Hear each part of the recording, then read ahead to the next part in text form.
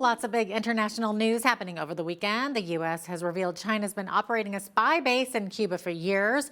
Iran is helping Russia to build a drone factory, and whispers of World War III as Putin announces he's agreed to deploy tactical nuclear weapons to Belarus this summer. Boy, here to break it all down is our foreign affairs correspondent, Lisa Daftari, who is the editor-in-chief of the Foreign Desk. She joins me now from Los Angeles. Lisa, welcome back. Thank you so much for having me. Absolutely. Always a pleasure to have you. Okay. So, Lisa, over the weekend, new information from the Biden administration reveals that China has been operating a spy base, I guess, in Cuba for the past 4 years. So they say it's part of a global effort to the Chinese Communist government to strengthen its intelligence gathering capabilities. So, Lisa, what else can you tell us about this? And Yeah, how long has the U.S. known about it, too? yeah, it's unbelievable.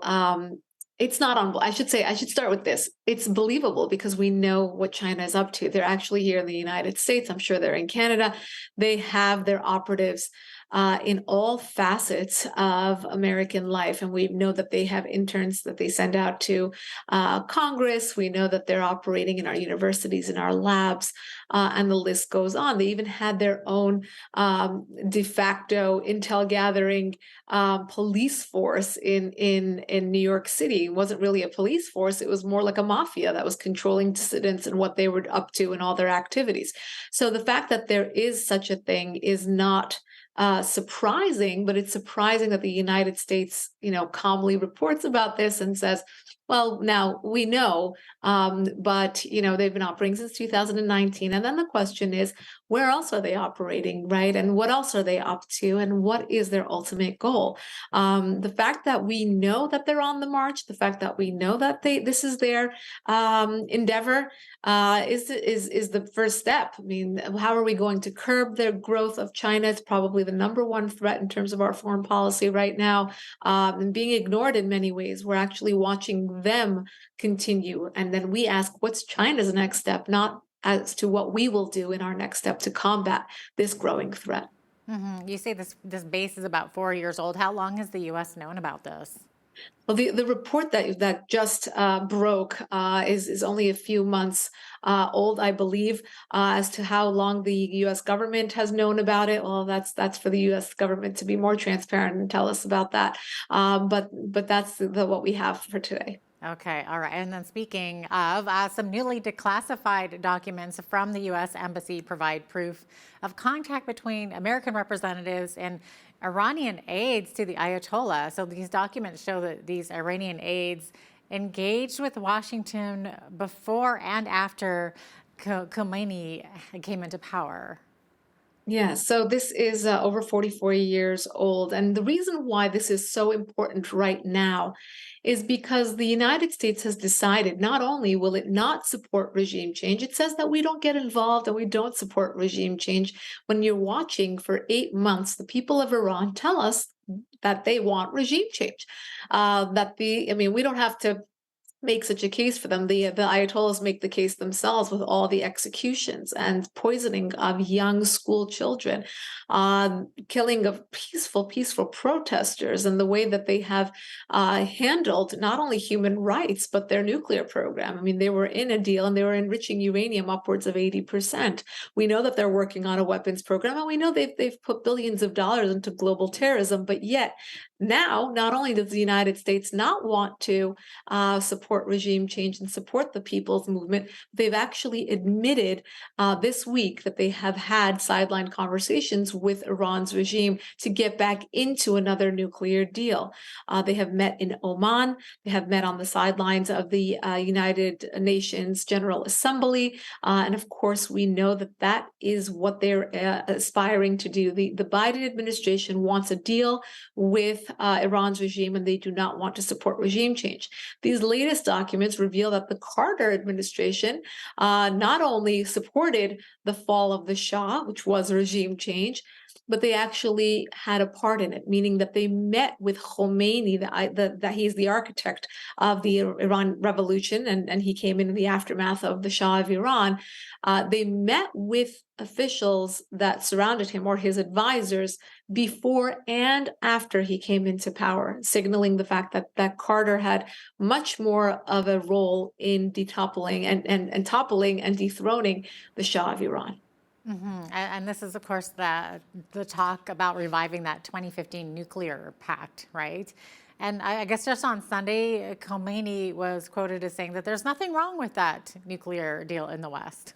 Right. So the current supreme leader, Ali Khamenei, said that, you know what, there's nothing wrong with it, but at the same time, it's interesting to see how much Iran's regime believes they have the upper hand, displaying a lot of bad behavior. I mean, capturing these oil tankers in the seas, continuing with the executions, but yet being rewarded both by the United States and the Biden administration and getting another deal and getting billions of dollars with that deal, and also the United Nations giving them honors and roles, and these nations voting Iran's regime into these these powerful positions and roles at the United Nations. So it's interesting to see that there are no consequences, and Iran's regime is well aware of that, taking advantage of the current global climate in which the Europeans won't punish them, the United States won't punish them, and if anything, they're only going to be rewarded with billions of dollars to continue with their bad behavior. Wow. Okay. And then the U.S. is also saying that Iran is building a drone factory and reportedly shipping materials to Russia to help them with the construction of it. So, Lisa, this isn't the first time we've heard of Iranian-made weapons in Russia, right?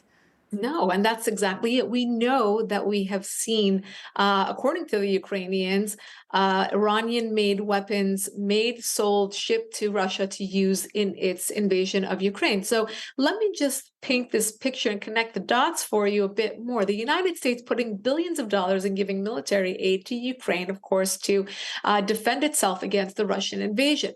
Then the Biden administration also would like to get into a deal and has already given the nod on unfreezing billions of dollars in assets to Iran's regime from Iraq, and further would like to give billions of dollars in connection to a new Iran deal to Iran's regime. What will Iran's regime then do? Use that money to not put it not just into regional terror and support Hamas and Hezbollah and the Houthis and suicide bombers, but they will also put that money into selling weapons to Russia. So when you connect the dots and you fill in this circle, we are in effect, the United States meaning, fueling both sides of the invasion, of the Russian invasion into Ukraine, giving money and assets to Ukraine, and also giving Iran's regime the money and assets to then make weapons and sell them to Russia. Wow. Make it make sense. No, exactly. Let's make that make sense, right? Okay, shifting gears here. Lisa, it's Pride Month, and the U.S. Campaign for Palestinian Rights announced a No Pride in Apartheid campaign that targets Israel. So it's accusing Israel of presenting a false image as a queer safe haven and ignoring Gaza's anti-LGBTQ laws. So they're also accusing Israel of pink washing. So tell us more about this, Lisa. It's asinine. This is the farther left taking advantage and really conflating two very separate issues. And those issues are, number one, the fact that it's a fact that Israel is the only country in the Middle East that has a gay pride parade, has Pride Month, openly allows for homosexuality and many, many, many other human rights that Israelis and Arabs and Christians enjoy side by side inside the state of Israel. Women are in all parts of life. There were women prime ministers and women members of the Knesset, which is the parliament, and women in all sectors of technology and medicine and the forefronts of the country, and also, of course, gay rights and, again, abortion rights. The list goes on. They are at the moment having a kind of I don't want to say it's civil disruption, but it's an internal conflict regarding their judicial reform. Now, the left wants to take advantage of this and say, well, you're nothing if you're going to do these judicial reforms, because, of course, who's going to lose in the judicial reforms? It's going to be the status quo, the fact that the left has had monopoly over a lot of the judicial issues for so many years, et cetera. So what the left, both outside of the country, inside the country, those who are supporting it from even the United States, giving money for these protests inside Israel, are trying to do is conflate two very different things and saying, who cares about your pride, and your pride parade and all these wonderful rights that Israelis enjoy if you're going to have these judicial reforms, which makes absolutely no sense when, in fact, you juxtaposed it with all the lack of rights, both for the Palestinians, for so many other Arab nations that do not allow homosexuality. The women don't have rights. Women can't leave the home. Women aren't going to school, brainwashing the children, and the list goes on. So we want to make sure that we're reporting the facts and not conflating two very, very different issues.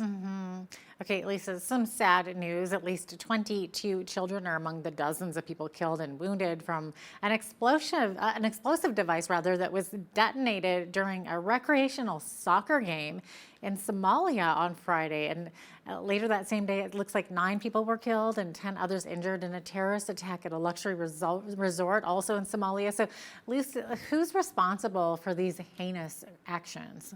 Right. So these are insurgencies that are growing inside Africa. And, the West doesn't pay as much attention as it should. Of course, we're watching the civil war in Sudan spill over because of terrorism and because of, greed and two warring factions. And of course, spilling into other parts of Africa, we have these insurgencies that are growing.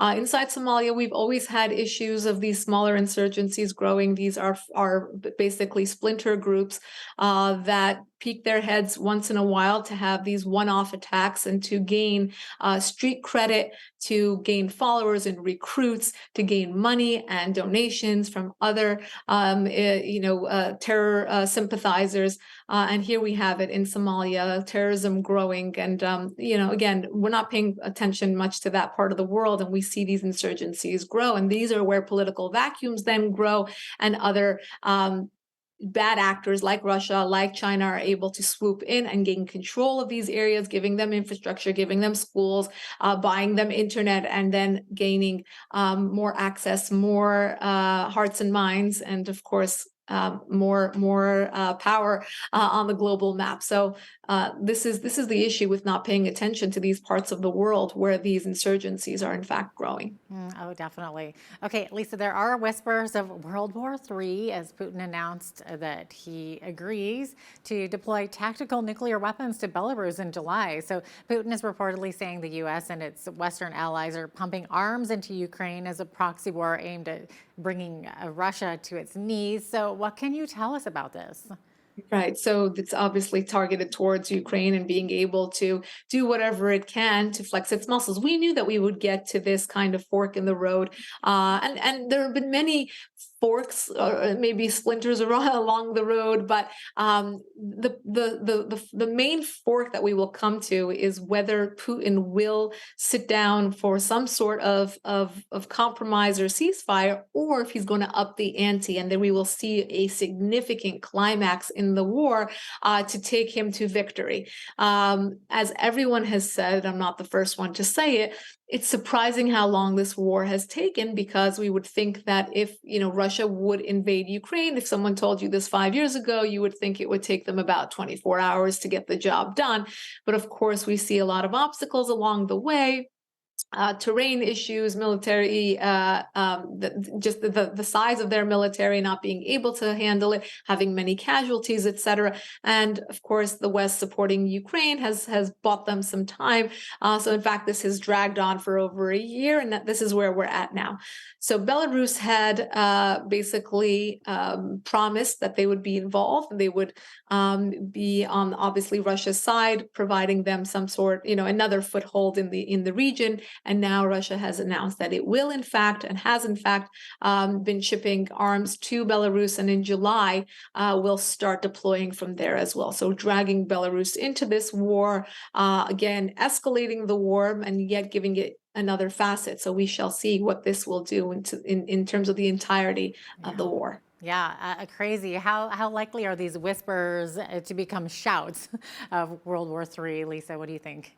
I mean, who knows? And so far this hasn't. People are pretty much ignoring the war in Ukraine. Unfortunately, I mean, what can be done other than giving all this money? People are putting up all sorts of things on social media where we stand with the Ukraine. We're thinking about the people of Ukraine, of course, but I mean, what really can be done?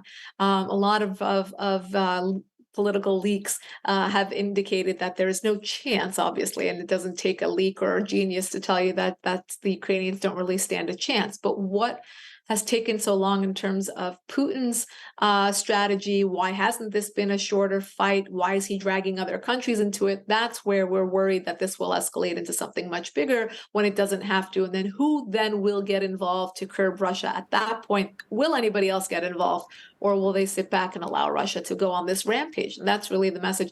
What message is the global community sending to Putin and Russia right now by standing back and seeing what will happen on his time? Interesting. Time will tell. Exactly there. Yes, All right, Lisa, looks like we're out of time here, but thanks so much for joining us today. I of appreciate it. course. Thank you for having me, Jeanette. That was Lisa Daftari, the editor-in-chief of the Foreign Desk, joining me from Los Angeles.